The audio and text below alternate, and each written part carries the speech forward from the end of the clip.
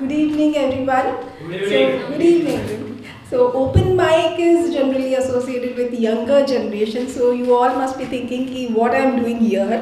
But आपको बता दूँ कि यही मेरा टॉपिक है आज का. That is generation gap. So, मैं हूँ अश्विनी और मैं अपना इंट्रोडक्शन देती हूँ. मेरे दो बच्चे हैं. One is 21 years old and my younger one is 16 years old. सो अगर जनरेशन गैप की बात करें तो मेरे यहाँ सुबह से लेकर शाम तक हर दिन नोक झोंक चलती रहती है इस टॉपिक पे. सबसे पहले तो मेरी बेटी वो सोचती है कि मैं बहुत अनकूल हूँ in the terms of dressing sense. तो मुझे हर रोज़ हर जगह जाने से पहले इंस्ट्रक्शंस मिलते हैं, आज हम यहाँ जा रहे हैं, थोड़ा ढंग के कपड़े पहन के जाना. और बेटा है, उसे लगता है कि मैं बहुत पुरानी हूँ, बहुत ही एंशियंट हूँ, मोहनजोदड़ो की टाइम की हूँ. तो जब भी टीवी पे ब्लैक एंड वाइट कुछ मूवी लगती है तो बोलता है तुम्हारे ज़माने की है. मैं उसे कहती हूँ बेटा वो ब्लैक एंड वाइट टीवी हमारे ज़माने का था, हम ब्लैक एंड वाइट के नहीं है. तो भले ही ब्लैक एंड वाइट हमने देखा है पर हमारे कलरफुल कपड़े होते थे, हमारी ज़िंदगी भी कलरफुल होती थी. अब कपड़ों की अगर बात की जाए तो आज के जो जनरेशन के लोग हैं, मैं समझती हूँ कि दे आर होर्डर्स. उनको कलेक्ट करने का बहुत शौक है और एक दिन में न जाने पता नहीं कितने सारे कपड़े खरीदेंगे. जिम के लिए अलग और योगा अगर कर रहे हैं उसके लिए अलग, टेलीफोन पे बात करने के लिए मतलब इंस्टा पे रील बनाने के लिए अलग. तो एक दिन मेरी बेटी मुझे शॉपिंग ले गई तो मैंने उससे कहा अच्छा ये शर्ट पैंट अच्छा है, कल कॉलेज में पहनना. उसने मेरी तरफ ऐसे देखा जैसे मैं उसको नवारी साड़ी पहन के भेज रही हूँ. बोली ये तो घर के कपड़े हैं. मैंने कहा घर के कपड़े क्या होता है, हमारे टाइम पे तो ऐसे नहीं होता था. हमारे टाइम पे कपड़े तभी मिलते थे जब कोई खास ओकेजन हो, जैसे कि दिवाली, दशहरा, समर वेकेशन, वो भी अगर रिजल्ट अच्छा आया तो, और फिर बर्थडे पे. लेकिन अगर बर्थडे पे साइकिल मांग ली तो ड्रेस कैंसिल हो जाता था. तो बहुत ही गिने चुने कपड़े मिलते थे. और आपको पता है हर कपड़े की एक जर्नी होती थी. पहले तो कपड़े खरीदने के लिए एक मुहूर्त देखा जाता था, मुहूर्त देखा जाता था. उस दिन मम्मी पापा ऑफिस से जल्दी आते थे और पूरी फैमिली एक साथ शॉपिंग करने जाती थी. और कपड़े नहीं खरीदते थे, कपड़ा खरीदा जाता था और उस कपड़े से बाकायदा टेलर को देके कपड़े सिलवाए जाते थे. और अगर अनफॉर्चुनेटली आपके कोई बड़े भाई या बड़ी बहन हो तो एक ही कपड़े से वो दो ड्रेस बनते थे, या तो दो शर्ट्स बनेंगे या फिर एक पंजाबी सूट और उसका फ्रॉक. तो और अगर उसमें भी कपड़ा बच जाता था तो मम्मी क्या करती थी, घर के मिक्सर, टीवी, उसका कवर बनाती थी. तो जब घर पे सब पहनते थे ना तो ऐसे लगता था ये टीवी मिक्सर ये भी हमारे भाई बहन है. तो ऐसा होता था कपड़े की शुरुआत. अब लेकिन उसके साथ इंस्ट्रक्शंस भी मिलती थी, ये तुम्हें ड्रेस मिला है, इसको मिनिमम 2 साल तक तुम्हें अच्छे से चलाना है. तो उसमें कुछ सिलाई अगर खुल गई तो मम्मी उसको स्टिच करके फिर से पहनने के लिए देती थी. बाद में थोड़ा जब वो पुराना हो जाता था, उसका कलर फेड हो जाता था, तो वो नया पुराना था ना, तो उसको हम ऐसे फेंक नहीं सकते. तो उसके साथ क्या होता था, पहले तो मिक्सर का कवर या फिर मिक्सर को पोंछने के लिए, फ्रिज को पोंछने के लिए उसका यूज़ किया जाता था. उसके बाद वो और थोड़ा पुराना होने के बाद टेबल पोंछो, किचन का स्लैब पोंछो, फिर उसमें वो तेल वाली गंदगी जमा हो जाती थी. फिर लेकिन उसके बाद भी मम्मी उसको फेंकती नहीं थी, उसको अच्छे से रगड़ के धो के फिर उसको पोंछा बनाया जाता था. और फिर जब कुछ ना हो सके तो बड़े ही दुख के साथ उसको हम अलविदा कहते थे और डस्टबिन में फेंक देते थे. तो ये थी पूरे कपड़े की जर्नी. ऐसे ही अगर मैं देखूं तो ब्रेकफास्ट पैटर्न में भी बहुत डिफरेंस है हमारे टाइम का और अब के टाइम का. जैसे अब बच्चे बोलते हैं सुबह उठ के कि मुझे पोच्ड एग चाहिए, मुझे एवोकैडो टोस्ट चाहिए, फ्रेंच टोस्ट चाहिए, डाइटिंग कर रहे तो स्प्राउट्स चाहिए. लेकिन हमारे टाइम पे तो ब्रेकफास्ट पहले तो होता ही नहीं था, ब्रेकफास्ट नाम ही नहीं होता था. लेकिन अब अगर हमें करना भी है तो हम क्या खाते थे, चाय और चपाती.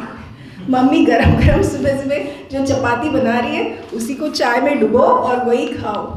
और मजाल है अगर बोले मम्मी को कि खाना बोरिंग है।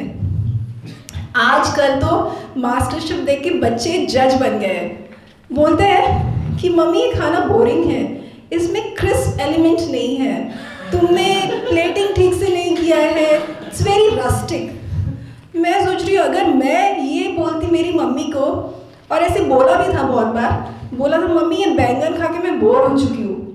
पता है मम्मी ने क्या किया? अगले 7 दिन तक रोज बैंगन ही बनाए, जब तक मैं चुप ना बैठूँ, चुपचाप ना खा लूँ। तो ऐसे बहुत सारे डिफरेंसेस हैं। और हम लोग जो 80s के हैं ना, उनके साथ बहुत ही मतलब दुखड़ा है उनका, कि जब वो पैदा हुए थे उनके पेरेंट्स ने सोचा था इनको तो सुधारना है, तो वो मार पीट कर कैसे भी उनको सुधारने में लग जाते थे। और तब मैं सोचती थी चलो जब मैं बड़ी हो जाऊंगी मैं अपने बच्चों से इसका बदला लूँगी। लेकिन जब तक मैं बड़ी हो गई पेरेंटिंग के रूल्स ही चेंज हो गए, अब तो बच्चों को डांट भी नहीं सकते, एंग्जाइटी हो जाती है उनको। और ऐसे ही आजकल के बच्चे, जैसे पेरेंट्स हमें सुधारने में लगे थे वैसे बच्चे भी हमें सुधारने लगे हैं। तो मेरा बेटा है वो मेरा ट्यूटर बन गया है। तो मुझे तो लगता था कि मैंने अच्छी खासी अंग्रेज़ी सीख ली है, लेकिन जब मैं उसको बोलती हूँ बेटा ज़रा एनवलप लाना, तो बोलता है mom it's envelope not envelope. मैं बोलती हूँ बेटा ये पोएम रिसाइट करना, पोएम नहीं है इट्स पोम।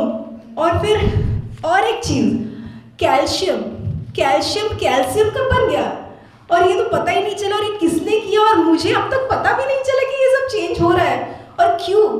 तो ये इतने सारे स्लैंग्स और इतने सारे टर्म्स चेंज हो गए, तो हमें अंग्रेज़ी की ट्यूशन फिर से लगानी पड़ेगी। उसके साथ साथ मैं एक इंजीनियरिंग ग्रेजुएट हूँ। तो बचपन में मतलब जब मैं कॉलेज में थी तो मेरे पापा मेरा मोटिवेशन बढ़ाने के लिए बोलते थे बेटा ये काम मुश्किल नहीं है, तुमने इंजीनियरिंग कर ली ना तो तुम्हें सब आ जाएगा, कोई मुश्किल नहीं, कोई काम मुश्किल नहीं है। लेकिन आजकल के स्लैंग्स, शॉर्ट फॉर्म्स, ये इससे मुश्किल तो मुझे कोई चीज़ नहीं लगती, इंजीनियरिंग भी नहीं। कितने सारे टर्म्स हैं, LOL, TT, YL, फोमो सुन के ऐसे लगता है जैसे फोम डिटर्जेंट कुछ है कि बस डालो और उसका दाग मिट जाए। तो ये सीखते सीखते ही मैं परेशान हो गई, इतने सारे उनके स्लैंग्स टर्म्स हैं। और एक चीज़ जो बहुत ही डिफरेंस दिखाती है वैसे romance in our generation and now, अभी कैसे होता है। पहले तो हमारे इसमें रोमांस कैसे, अभी का कैसे होता है, इमोजीज डालो, हार्ट्स बना दो, कुछ शॉर्ट फॉर्म्स लिख दो, I LU ना, आई लव यू भी नहीं लिखते, पूरा नहीं लिखेंगे, तो एवरीथिंग इज शॉर्टन। लेकिन हमारे इसमें वो एक लंबा प्रोसेस होता था। पहले तो एक लेटर पैड लेके आओ, खूबसूरत सा फूलों भरा गुलाबी जिसमें बहुत सारे हार्ट बने, और वो कहाँ मिलता था, आर्चीज़ गैलरी। सो आर्चीज़ गैलरी से लेके आओ, फिर वो एक सेंटेड पेन मिलता था, सेंटेड पेन से उसको लिखो। और कई बार मैंने भी ये किया है कि अगर सेंटेड पेन नहीं मिला तो उसके ऊपर परफ्यूम छिड़को, लेकिन उस चक्कर में क्या होता था पता है, वो इंक फैल जाती थी। तो जो लिखी हुई मेहनत सब बेकार। या तो फिर उसको ज़्यादा ही अगर प्यार किसी पे उमड़ आया है तो कैसेट रिकॉर्ड करके दे दो उनको, या फिर CDs। और अगर CD या गिफ्ट मिला, CD गिफ्ट में, तो उसको घिस के सुनो। लेकिन आज सब मूड्स के लिए उनको प्लेलिस्ट मिलती है, हर चीज़ के लिए, जिम के लिए प्लेलिस्ट, ब्रेकअप के लिए प्लेलिस्ट, अगर नए तुम प्यार में पड़े हो उसके लिए प्लेलिस्ट, रात को 3 AM के भी प्लेलिस्ट होती है, हर चीज़ के लिए प्लेलिस्ट। तो ये इतने सारे। हाँ, एक one more thing, binge watching, ये एक नया टर्म मैंने सुना है। बच्चे बोलते हैं कि क्या बिंज वॉच कर रहा हूँ मैं नेटफ्लिक्स पे, लेकिन आपको पता है बिंज वॉच का असली पेटेंट तो हम लोगों के पास है। कैसे? आपने VCR सुना है नाम? तो हमारे ज़माने में VCR हम लेके आते थे, वो भी रेंट पे, हर एक जन कंट्रीब्यूट करता था, और बस रात को अगर बैठे 8 बजे तो सुबह तक उसका बिंज वॉच होता था। और उसका लोग अलग अलग टाइप की मूवीज़ देखते थे, किसी को रोमांटिक, किसी को एक्शन। लेकिन जिसका घर हो जिसका टीवी हो, प्रेफरेंस ज़्यादा उसी को ही मिलता था। तो ये बिंज वॉच जो हम बोलते हैं ना, ये पहले का ही टर्म है। तो ऐसी नोक-झोंक 80s और जेन ज़ी की तो चलती रहेगी। ऐसे बहुत सारे पॉइंट्स हैं, अगर मैं, द लिस्ट इज़ एंडलेस। लेकिन अगर हम सोचें तो हम दोनों जनरेशन्स एक साथ आ सकते हैं। कुछ आप हमसे सीखें, कुछ हम आपसे सीखते हैं। भले ही हम बाजीगर के ज़माने के हैं और आपके पास रॉकी रंधावा का स्वैग है, लेकिन अगर एक दूसरे के साथ मिलजुल के हम रहे तो we can bridge this generational gap. So इसी बात पे मैं आप सबसे विदा लेना चाहती हूँ, और मैं हूँ 80s की मम्मी। मेरी पुरानी 80s की कहानी, लेकिन देसी कहानी है। So I hope you enjoyed my performance. Thank you so much.